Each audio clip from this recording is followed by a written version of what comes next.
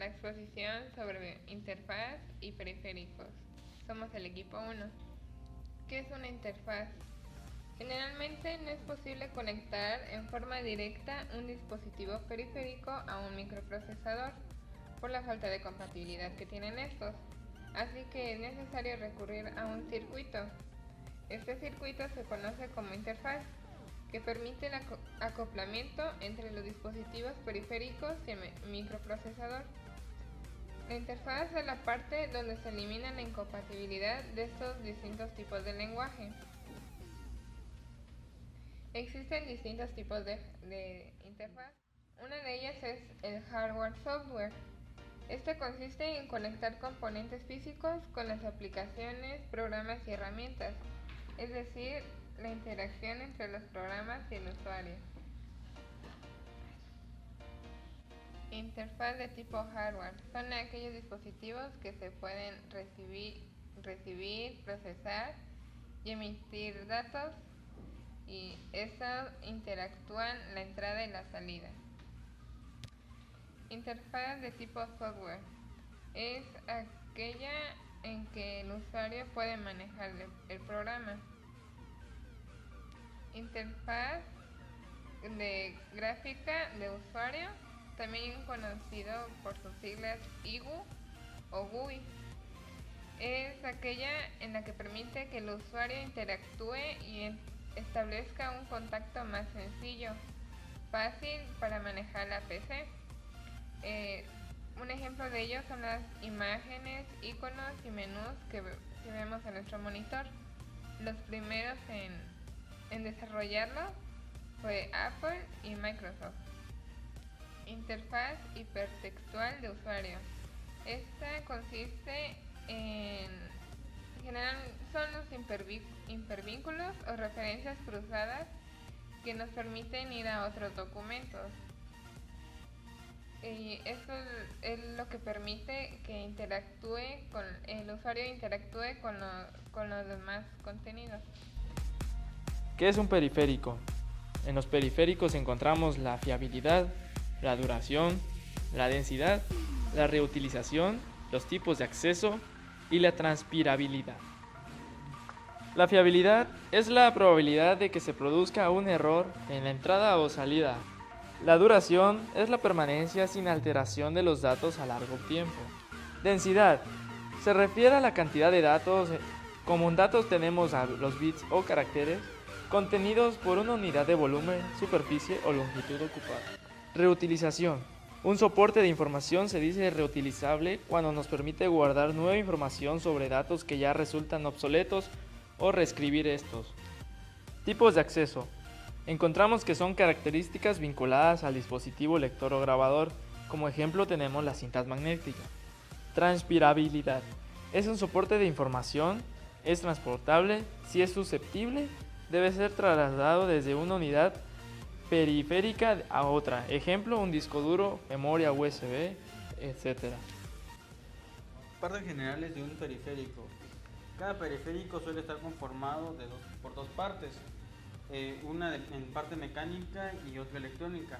La parte mecánica está formada por partes electromecánicas. Estos pueden ser por conmutadores, motores o electroimanes, entre otros, y que estos son controlados por medios electrónicos, que a su vez se deriva a la parte electrónica, que la cual es esencial para su control. Tipo de periféricos. En los tipos de periféricos podemos encontrar los que son de tipo de entrada. Estos dispositivos pueden realizar el ingreso de información, que a su vez se encargan de guardar o salvar los datos que puedan ser procesados.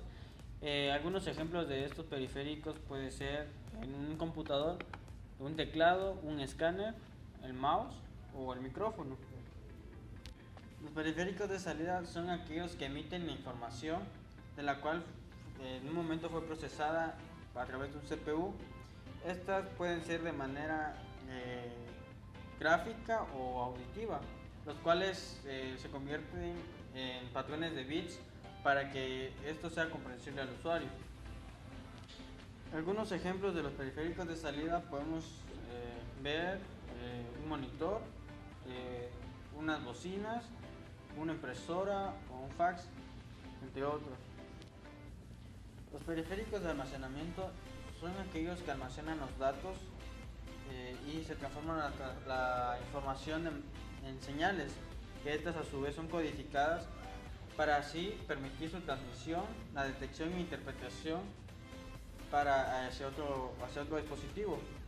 El almacenamiento se hace de forma automática y algunos ejemplos de estos puede ser el disco duro, el disco compacto y la memoria USB. El periférico de comunicación son aquellos que permiten la comunicación o la conexión de una computadora hacia otros sistemas informáticos o dispositivos, que estos a su vez permiten la transferencia de datos. El más común o la vía más común es la línea telefónica y el más utilizado es el módem. Algunos ejemplos sobre estos periféricos puede ser el router o el módem, como ya habíamos dicho, una tarjeta de red o el Bluetooth. Las formas en las que podemos controlar un periférico, ya sea para recibir o enviar información, son dos: por medio de la conexión física o la conexión inalámbrica. Tenemos una gran cantidad de conectores o puertos que son los que utilizamos para conectar diferentes dispositivos. Tienen sus propios protocolos y sus pines para enviar datos. Entre ellos el RJ45, los jacks de audio y los diferentes tipos de puertos de video, el VGA, DVI, HDMI.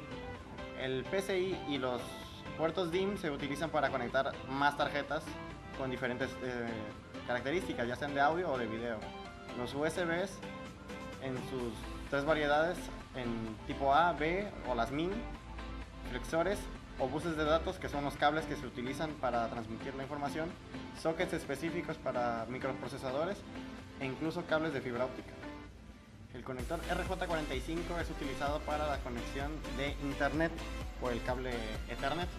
Estos dispositivos pueden ser utilizados para mandar de una computadora a un periférico o de una computadora a otra computadora. Los puertos de video, ya sean Vega, HDMI o DVI, tienen sus dos versiones, de entrada y de salida, para emitir información o recibirla, al igual que los jacks de audio, que sirven para transmitir audio por sus dos canales, ya sean estéreo o mono. Los dispositivos ya tienen un puerto específico para enviar su información, pero para conectarlos directamente a la computadora van a la placa base o la tarjeta madre. Para esto se necesitan puertos PCI, que son los puertos donde conectas tarjetas específicas de cada dispositivo, ya sean de red, de video o de audio, al igual que los puertos DIMM, que son para tarjetas de RAM o expansiones de memoria. Tenemos los puertos USB en las dos versiones actuales, la 2.0 y la 3.0.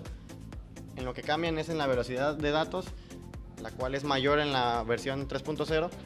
Es una unidad de datos universal, envía datos y recibe para diferentes dispositivos de manera genérica.